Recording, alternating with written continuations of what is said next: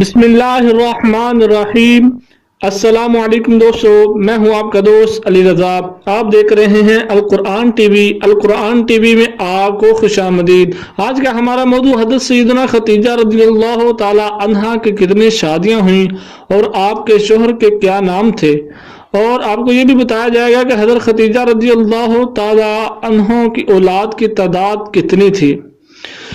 اس موضوع کو سننے سے پہلے پلیز ہمارے القرآن ٹی وی کو سبسکرائب کر دیں اور بیل کے آئیکن کو کلک کر دیں تاکہ ہماری ہر آنے والی ویڈیو آپ تک پہنچی رہے۔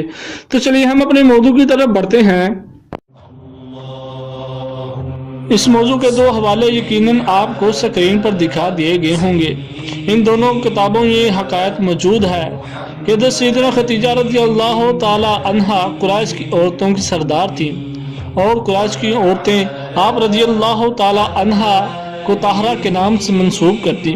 رسول اللہ صلی اللہ علیہ وسلم سے قبل وہ پہلے ابو حالہ ہند بن نباس بن زارہ کی بیوی تھی، اور پھر بنی مخزوم کے فرد عتیق بن عائد کی زوجہ بنی۔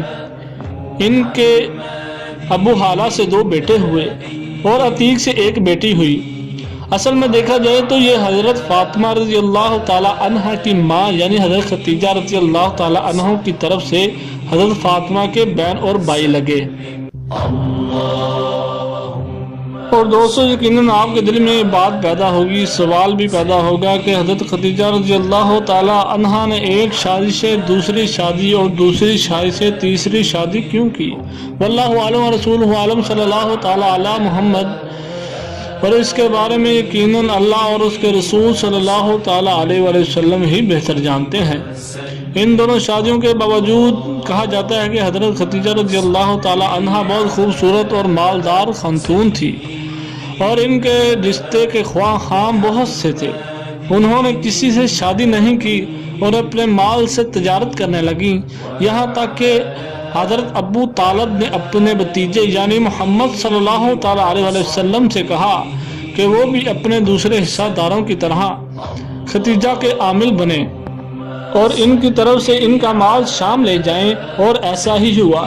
اس تجارتی سفر کے بعد حضرت خدیجہ رضی اللہ تعالی عنہ حضرت محمد صلی اللہ تعالی علیہ وآلہ وسلم سے شادی کرنے پر مائل ہوئیں، اور جیسا کہ ہم جانتے ہیں کہ انہوں نے ان حضرت صلی اللہ علیہ وآلہ وسلم کو اپنا شوہر قبول کر لیا۔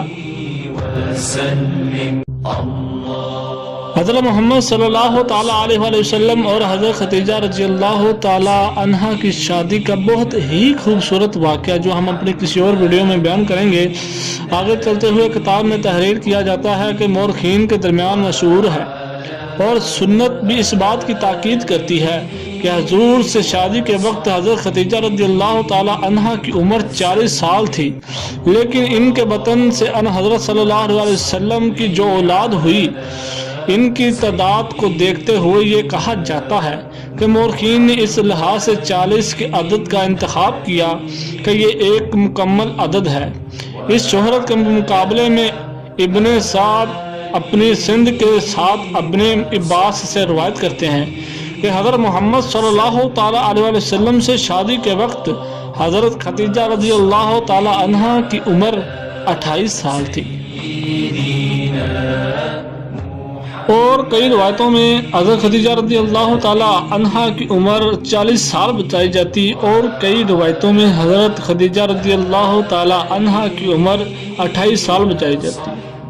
حضرت خدیجہ رضی اللہ تعالی عنہ پہلی خاتون تھی جو ان حضرت صلی اللہ تعالی علیہ وآلہ وسلم پر ایمان لائی۔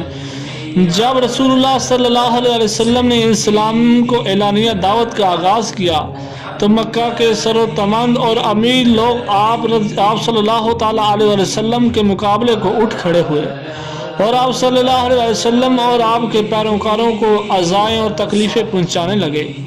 حضرت ابو طالب اپنے بھتیجے یعنی محمد صلی اللہ علیہ وسلم کے دشمنوں کے شر سے آپ صلی اللہ علیہ وسلم کو محفوظ رکھتے۔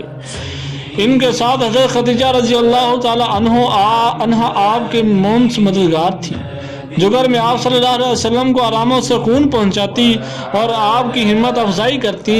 اسی انسانی جذبے اور اسلامی احسان کی بنا پر رسول خدا صلی اللہ علیہ وسلم ہمیشہ حضرت خدیجہ رضی اللہ تعالی عنہ کہ اچھے انداز سے ان کی تعریف کرتے ہیں۔ اس طرح کی مزید ویڈیو دیکھنے کے لیے قرآن ٹی وی کو دیکھتے رہیے، سبسکرائب کرتے رہیے۔ Thanks for watching. السلام علیکم۔